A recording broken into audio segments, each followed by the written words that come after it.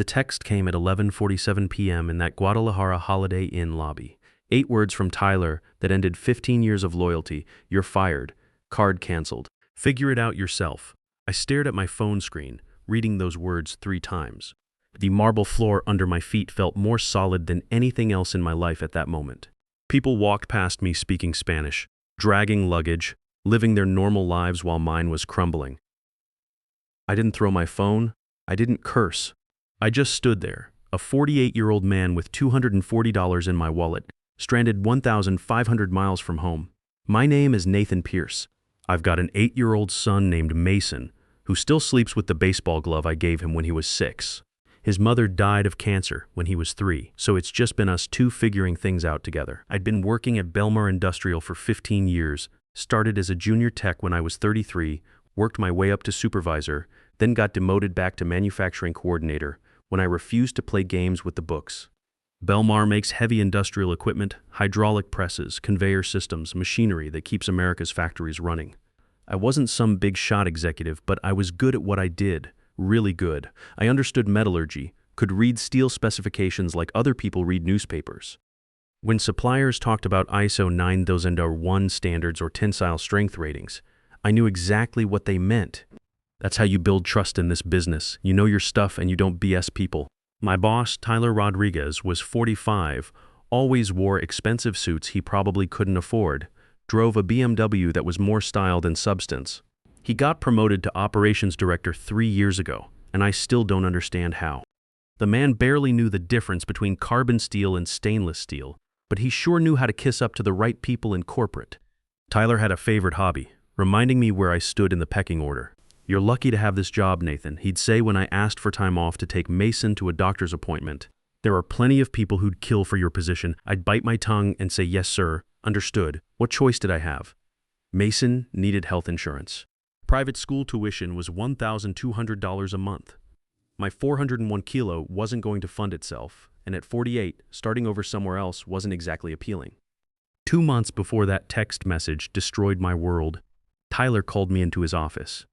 We've got a major problem, he announced, leaning back in his leather chair. Our steel supplier in Mexico, the one who provides components for our entire automotive line, they're threatening to walk away from us. What's the issue? I asked, though I had a pretty good idea. How should I know? You're the technical guy. That's your department, right? I contacted Oliver Fernandez that same afternoon. He ran a family operation about an hour outside Guadalajara, 3 generations making some of the finest steel components I'd ever encountered. His wife, Victoria, handled the administrative side of the business. They'd been working with Belmar for 5 solid years, never missed a delivery date, never cut corners on quality standards. Oliver was frustrated when we talked, and rightfully so. Your company treats us like we're machines, Nathan, he told me during our call. Last month, they wanted to pay us 15% less for the same work. This month, they're demanding faster delivery times. They never ask if we can actually do what they're demanding. They just issue orders and expect compliance. I understood completely. I'd watched Tyler pull this kind of garbage with other suppliers before, squeeze them until they break, then act surprised when they walk away. I spent the entire next week putting together a comprehensive proposal. Better payment terms that actually made sense, realistic delivery schedules based on actual production capabilities, a guarantee of consistent orders so Oliver could plan ahead and manage his workforce properly, technical specifications that were achievable without compromising quality. The whole package. Tyler barely glanced at my 15-page proposal. Just go there, he said, waving his hand dismissively. Go to Mexico and fix this mess. Make them happy. Do whatever it takes. When exactly next week? You'll be there 3 weeks, maybe a month.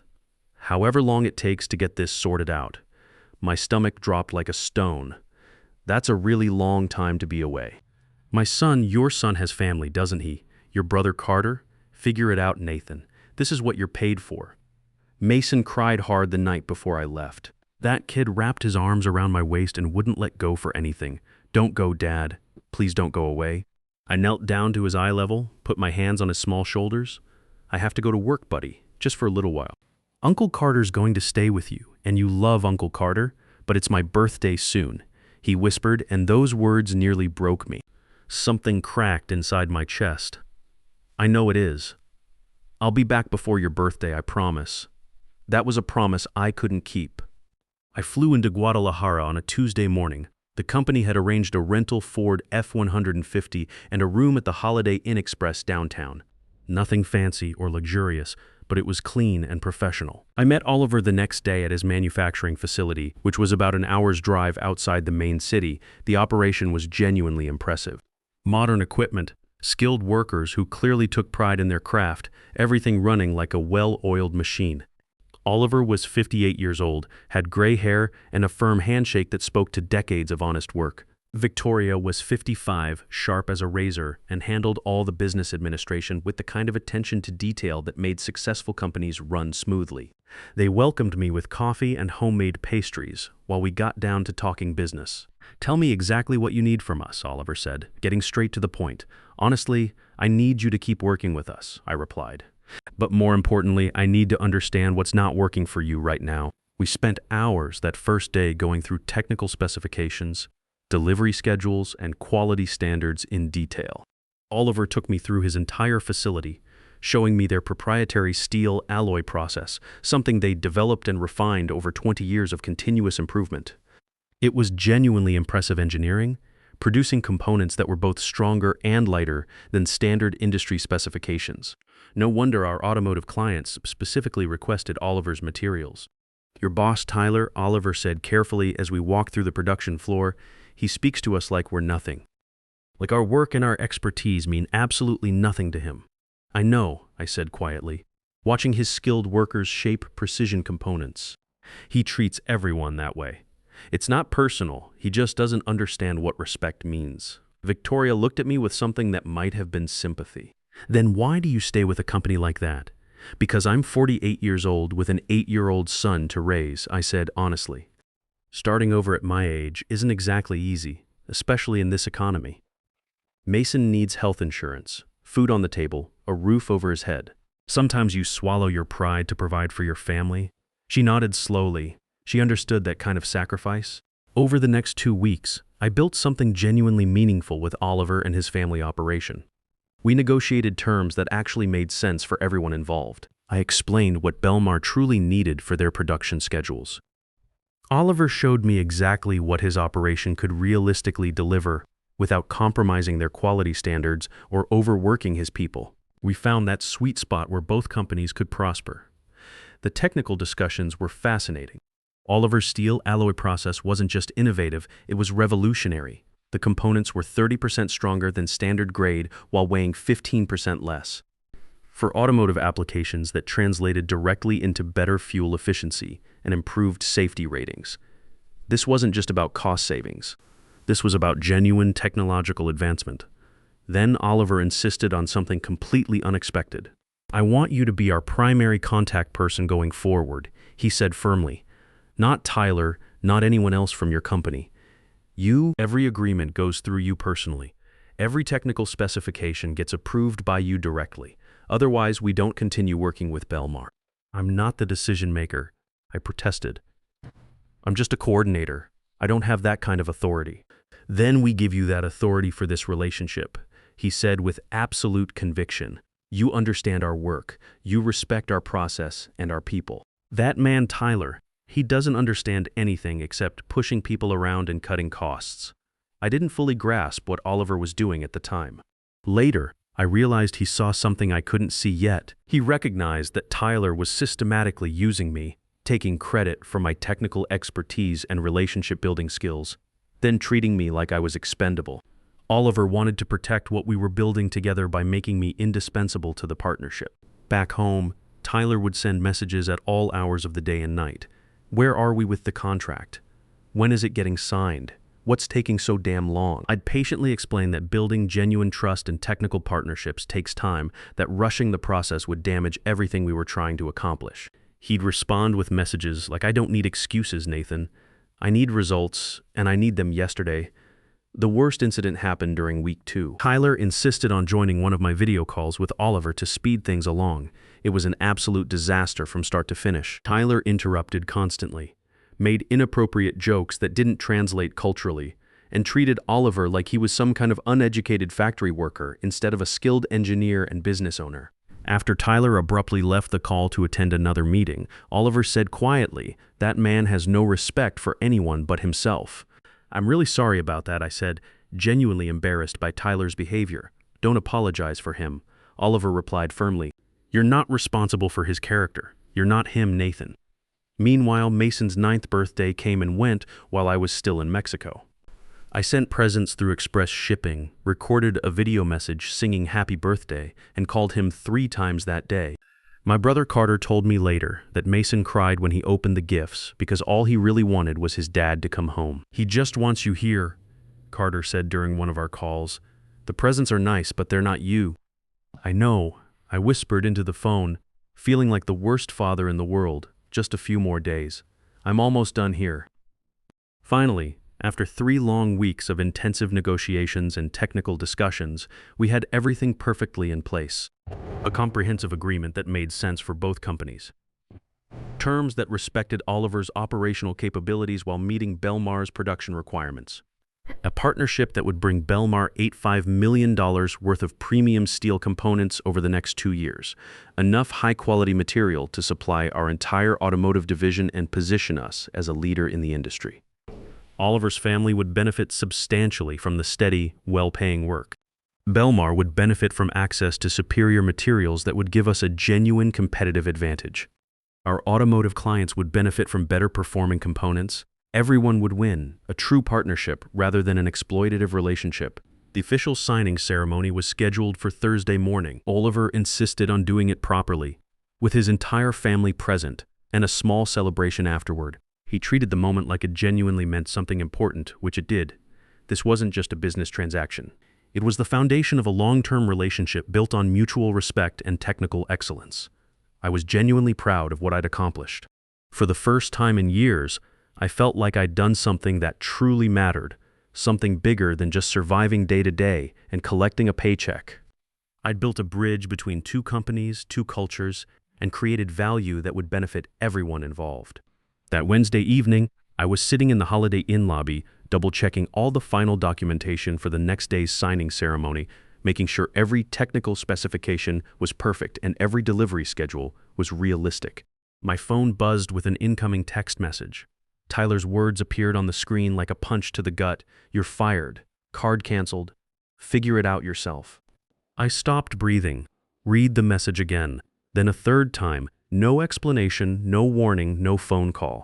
Just those 8 brutal words that ended 15 years of dedicated service. I immediately checked my company credit card on the banking app. Tyler wasn't bluffing minus. The account was completely frozen.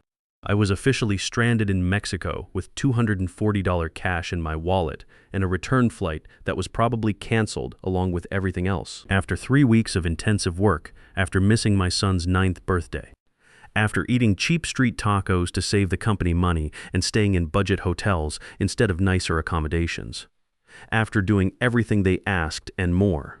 And Tyler Rodriguez had the nerve to call me a loser. My fingers moved almost automatically. I typed back slowly, carefully. "Thank you for letting me know." What else could I say? My mind was completely blank, utterly empty. I sat on a cushioned bench in that hotel lobby for maybe an hour, possibly longer. People walked past speaking Spanish, dragging their luggage, living their normal Wednesday evening lives while mine collapsed around me. I kept thinking about Mason, wondering how I'd explain this to him, how I'd even get home to face him. Would I have to call my brother Carter and beg him to wire money for a flight? The humiliation of that possibility felt almost as devastating as Tyler's text message. Then something fundamental shifted inside me. Not anger exactly, something colder, more calculated, more dangerous. I looked down at my leather briefcase. Inside was a folder containing the unsigned agreement that I'd spent 3 weeks perfecting. The one worth $85 million to Belmar Industrial. The one that would save their entire automotive division and position them as an industry leader. The one that Oliver Fernandez had specifically structured to require my personal approval on every technical specification and delivery schedule. I stood up from that bench, walked out of the Holiday Inn lobby, and found my way to the rental F-150 in the parking garage. I drove back to Oliver's facility one final time, my hands steady on the steering wheel despite everything falling apart. It was dark when I arrived at the steel works, but the lights were still blazing inside. Oliver and Victoria were working late, finishing up paperwork and preparation for the next morning's signing ceremony. They looked genuinely surprised when I walked through their office door unannounced. "Nathan," Oliver said, concern immediately visible on his weathered face. "Is everything all right? You look terrible. They fired me," I said, the words coming out flat and emotionless. "Tyler sent a text message an hour ago. Said they're cutting me loose, canceled my company card, told me to find my own way home." Victoria's hand flew to her mouth in shock. Oliver's expression went hard as granite, the kind of anger that comes from witnessing genuine injustice. "After everything you've done," he said quietly, his voice barely controlled, "after 3 weeks of dedicated work. After you missed your son's birthday to be here building something valuable for them." "Yeah," I said simply. "Where are you staying tonight?" "The hotel, I guess. I've got enough cash for maybe 2 more nights. After that, I'll figure something out." Oliver and Victoria exchanged one of those wordless conversations that married couples can have after decades together. Some kind of understanding passed between them. "The signing ceremony tomorrow," Oliver said carefully. "What do you want to happen?" That's when I fully realized what he was asking. Oliver wasn't wondering if the signing would proceed as planned. He was asking me what I wanted to do with the power I didn't even know I possessed. "What do you mean exactly?" "This agreement," he said, gesturing toward the contract document spread across his desk. "It's written with your name as the required technical contact. You personally approve all specifications. You personally authorize all delivery schedules.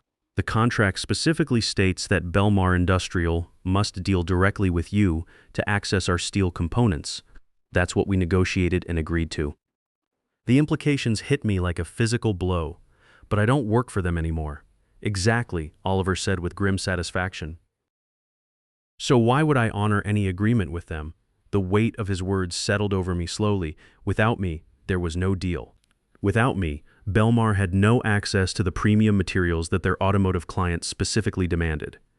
"They'll send someone else," I said.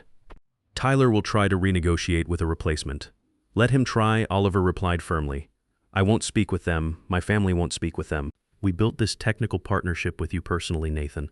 Not with that disrespectful man who treats people like garbage. But what about that other company? The one that's been contacting you?" Oliver's smile wasn't pleasant. It was something sharp and calculating. "Apex Industrial Solutions," he said. "Yes, they've been pursuing us aggressively for almost a year now. Better payment terms, more respect for our technical expertise, genuine partnership instead of exploitation. We always declined because we had a commitment to Belmar. But now," he shrugged expressively, "now Belmar has demonstrated exactly how much they value loyalty and professional relationships." "You'd really walk away from $85 million? The money isn't disappearing," Victoria said gently but firmly. "It's just going to flow toward someone who appreciates the people who make it possible." I felt something that had been clenched tight in my chest for years finally beginning to loosen. Something I'd forgotten existed.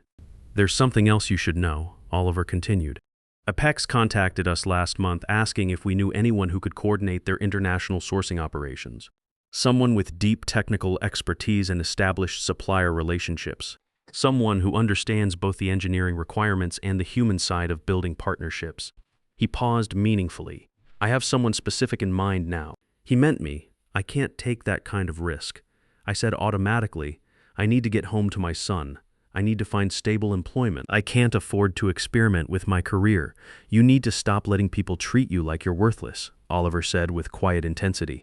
"This man Tyler discards you like garbage after you've built something genuinely valuable for his company. And your first instinct is to rush home and find another person who will exploit you the same way. I have responsibilities. I'm 48 years old with a child to support." "This isn't a risk," Victoria said firmly. "This is you finally taking what you've rightfully earned. You built these relationships. You developed the technical expertise. You did the work. Why should Belmar benefit from any of it after treating you like you're disposable?" I looked at the unsigned agreement sitting on Oliver's desk. 3 weeks of my life. 3 weeks away from Mason. All those technical discussions, all those relationship-building conversations, all that trust I'd carefully constructed. And Tyler Rodriguez had called me a loser and left me stranded. "What would I need to do?" I asked quietly. Oliver's expression softened slightly. "Tonight, nothing. Stay here with us. We have a guest room upstairs. Tomorrow morning, I'll call Apex Industrial Solutions. I'll tell them that Belmar is no longer a viable option. I'll introduce them to you as our recommended technical coordinator. Then, he continued, I'll call your former boss and inform him that there will be no signing ceremony. I stayed in their guest room that night. Clean sheets, a bed that felt like sleeping on a cloud compared to the Holiday Inn. Victoria brought me coffee and fresh bread for breakfast. She sat with me while I ate, not saying much, just providing quiet support. My father used to tell me something, she said eventually. When someone shows you who they really are, believe them the first time. Your boss Tyler showed you exactly who he is. Don't give him a second chance to prove it again. I thought about that all night, about all the times Tyler had demonstrated his character and how I'd ignored it because I needed the job, because I was scared, because I thought I didn't have other options. The next morning, Oliver made his phone calls.